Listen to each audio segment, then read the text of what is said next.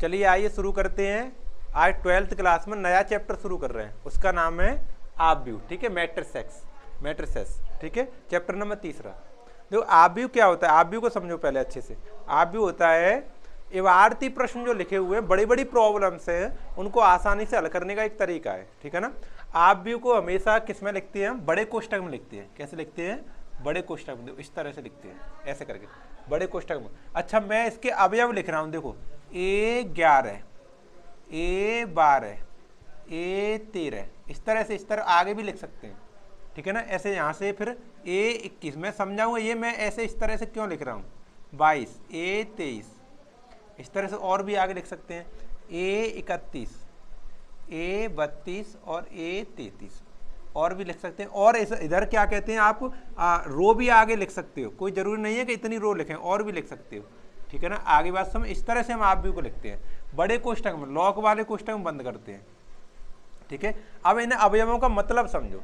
देखो इसमें रो होती है यानी पंक्ति होती है, कॉलम होते हैं। जो लेटा हुआ होता है, इस तरह लेटी हुई काउंट करें, वो तो पंक्ति होती हैं। वो क्या होती हैं, पंक्ति यानी रो होती हैं।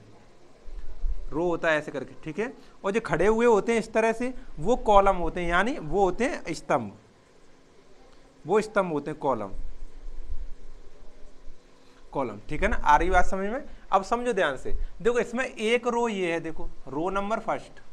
ठीक है ना। और रो नंबर सेकंड, और ये रो नंबर थर्ड। और भी अगर सवाल में आएंगे तो रो नंबर फोर्थ, फिफ्थ, ऐसे करके आगे। है ना। कॉलम देखो, एक कॉलम ये है, column number first C1, column number second, column number third, ये थर्ड। ठीक है ना। ये कॉलम इस तरह से, और ऐसे करके लेटी हुई क्या है, रो है। ठीक है ना। आगे भी लिख सकते हैं हम इस तरह से। आ रही बात समझ में। अब ये 11 लिखा है, इसका मतलब क्या है, अवयव 11 यानी रो तो पहली है, कॉलम भी पहला है। हमेशा पहले रो लिखा जाता है, फिर कॉलम लिखा जाता है। हमेशा पहले रो लिखेंगे, पहले रो को इंडिकेट करें, फिर कॉलम को इंडिकेट करेंगे। ठीक है ना। आ रही बात समझ में।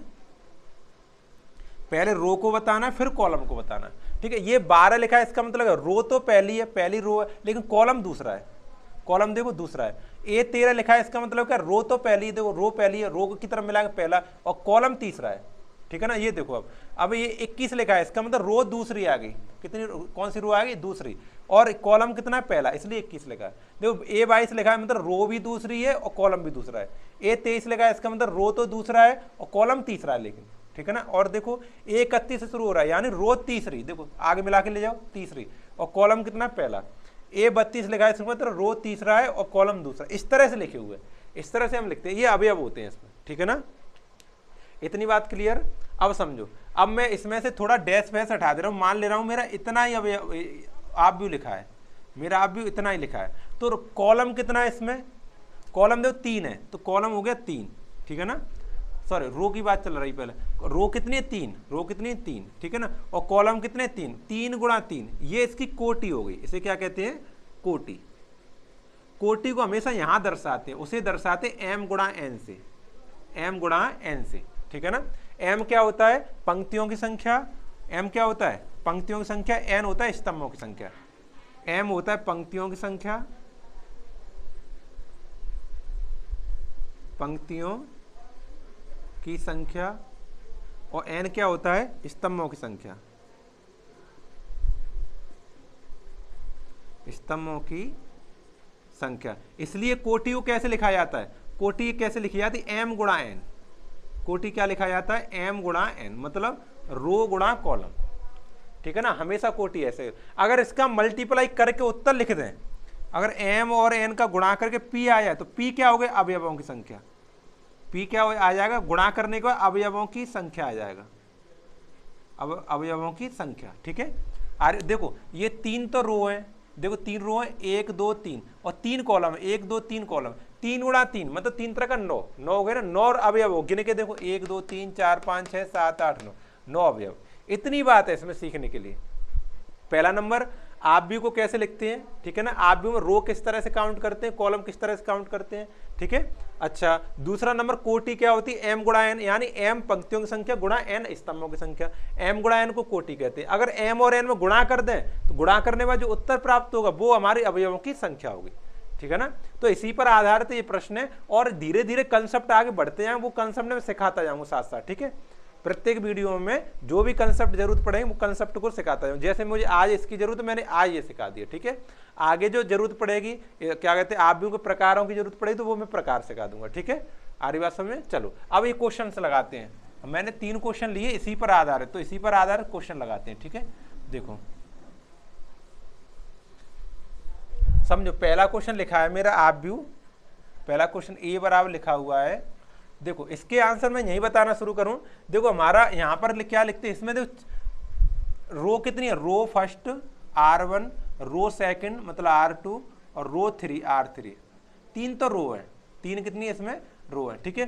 कॉलम कितना है, देखो C1 कॉलम 1, ये C2 कॉलम 2 और C3 कॉलम नंबर 3 और C4, 4 कॉलम इसमें। मैंने कहा था कुछ भी लिख सकते हैं, ठीक, कितने भी लिख सकते हैं। 4 कॉलम है, 3 रो है, ठीक है ना। अगर हम यहाँ इस तरह से बनाएंगे तो A11, A12, A13, A14, तभी तो 4 कॉलम हो पाएंगे। यहाँ बनाएंगे तो देखो A21, A22, A23 और A24, ठीक है। यहाँ बनाए तो A31, A32, A33, A34, ठीक है ना। इस तरह से बनाएंगे इसे, यही ऐसा ही तो बनेगा बिल्कुल सेम। यानी यहाँ पर गिनाए रो पहला कॉलम पहला, यहाँ पर रो पहला दूसरा कॉलम, यहाँ पर रो पहला तीसरा कॉलम, यहाँ पर रो पहला चौथा कॉलम, यहाँ पर रो दूसरा पहला कॉलम, रो दूसरा कॉलम भी दूसरा, ऐसे करके पढ़ा जाएगा। अब देखो समझो, इसकी आव्यूह की कोटि बतानी, मुझे क्या बतानी है, कोटि बतानी यहाँ पर। तो इसका मैं आंसर यहीं बता देता हूँ, क्योंकि वहाँ मुझे बार बार लिखना पड़े, टाइम लगेगा। देखो गर्मी बहुत है, बहुत गर्मी, इतनी गर्मी में देखो पढ़ा रहे हैं, अच्छे से पढ़ो आप लोग, ठीक है। देखो आव्यूह की कोटि क्या होती है, रो में रो कितनी है 3, रो कितनी है 3, कॉलम कितना है 4, 3 गुणा 4 कोटि है। इसकी कोटि क्या मानी जाएगी, 3 गुणा 4 कोटि मानी जाएगी, ठीक है। अच्छा अवयवों की संख्या क्या होगी, अगर हम कोटि में मल्टीप्लाई कर दें, यानी 3 गुणा 4 में मल्टीप्लाई कर, 4 तिया 12, तो 12 अवयव होंगे इसमें। गिन के देखो, गिनो देखो, 1 2 3 4 5 6 7 8 9 10 11 12 अवयव हो गए ना, ठीक है। अब देखो हमें ये ज्ञात करें तीसरे क्वेश्चन में, A13 21, देखो A13 ज्ञात करना है। A13 मतलब पहली रो तीसरा कॉलम, पहली रो, देखो रो तो पहली और तीसरा कॉलम कौन सा, पहला दूसरा तीसरा, देखो ये ऐसे मिला के ले 21 आएगा, 19 सॉरी, क्या आंसर आएगा, A13 कौन सा 19, ठीक है ना। आगे A21 ज्ञात करना मुझे, ये पूछा है इसने, देखो 21 पूछा है। 21 का मतलब क्या, दूसरी रो है पहला कॉलम, दूसरी रो देखो, दूसरी रो और पहला कॉलम ये देखो 35, क्या आया इसमें 35, तो 35 आ जाएगा, ठीक है। ये कौन सा पूछा है, अब A33 पूछा है, A33 का मतलब तीसरा कॉलम तीसरी रो देखो ये रहा, तीसरा कॉलम ये रहा, मतलब -5, तो -5 आएगा यहाँ पर, ठीक है। आगे A24 यानी 24 का मतलब दूसरी रो चौथा कॉलम, दूसरी रो देखो ये रहा, चौथा कॉलम ये रहा, मतलब 12, क्या आएगा इसमें 12, ठीक है। अब देखो आगे A23 का मतलब दूसरा तो रो है, तीसरा कॉलम है, दूसरा रो देखो, दूसरी रो ये रहा, तीसरा कॉलम ये रहा, मतलब 5/2, क्या आएगा इसमें 5/2। तो ये पहला क्वेश्चन इस तरह से हो गया, ठीक है ना। पहला क्वेश्चन समझ आया, ठीक है। चलो अब दूसरे क्वेश्चन नोट करते हैं, इसे हटा दे रहे हैं हम।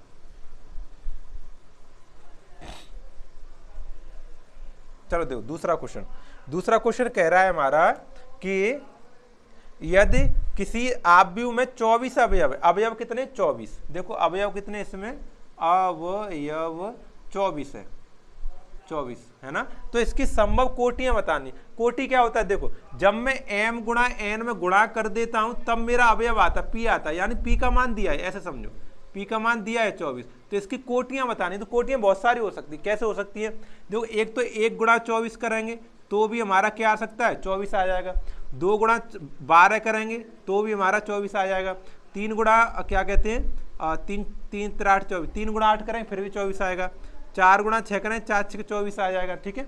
और 5 का जाएगा नहीं, और अब 6 का ही जाएगा। बस इतनी कोटि तो एक तरफ से हो गई। देखो ये m गुणा n है, m गुणा n, m की वैल्यू 1 और क्या कहते हैं, और देखो m गुणा n है जी, m की वैल्यू 1 तो n की वैल्यू 24, m की वैल्यू 2 लोगे तो n का मान 12, m का मान 3 लोगे तो 8 24, 4 लोगे तो 4 6 24। ये उल्टा भी तो हो सकता है, अगर मैं m की वैल्यू 24 ले लूँ तो n की वैल्यू 1 नहीं हो सकती, अगर मैं 12 m की वैल्यू ले लूँ तो 2 इसकी n की रह जाएगी, अगर मैं 8 इसकी ले लूँ तो कितना हो जाएगा, 3 रह जाएगा, 6 ले लूँ तो 4 हो जाएगा। इस तरह से कोटियाँ बन जाए, दो 1 2 3 4 5 6 7 8, 8 कोटियाँ बन जाएंगी इसकी।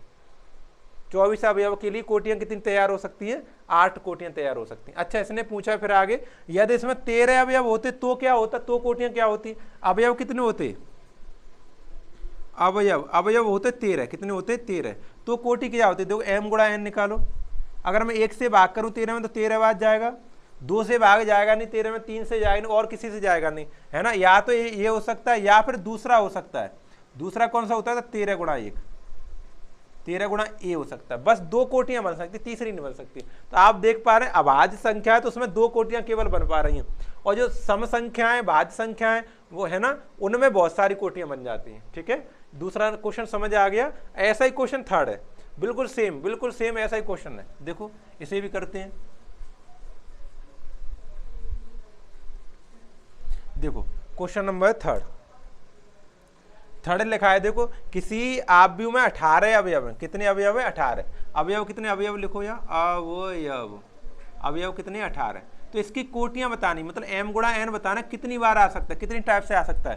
देखो 1 गुणा 18 होता है हमारा, और 2 गुणा 9 भी 18 ही होता है, और 3 गुणा 6 भी 18 होता है। 4 का भाग जाता नहीं, 5 का जाता नहीं, 6 का जाता नहीं। ठीक है, 6 का करें उतना उल्टा आ जाएगा। अब अगर तुम ऐसा भी तो कर सकती हो, 18 गुणा 1 करो तब भी तो हमारा 18 आ सकता है, और 9 गुणा 2 करो फिर भी 18 आ सकता है, और 6 गुणा 3 करो फिर भी 18 आ सकता है। तो देखो कितनी कोटियाँ हो, 1 2 3 4 5 6, 6 कोटियाँ हो जाएंगी।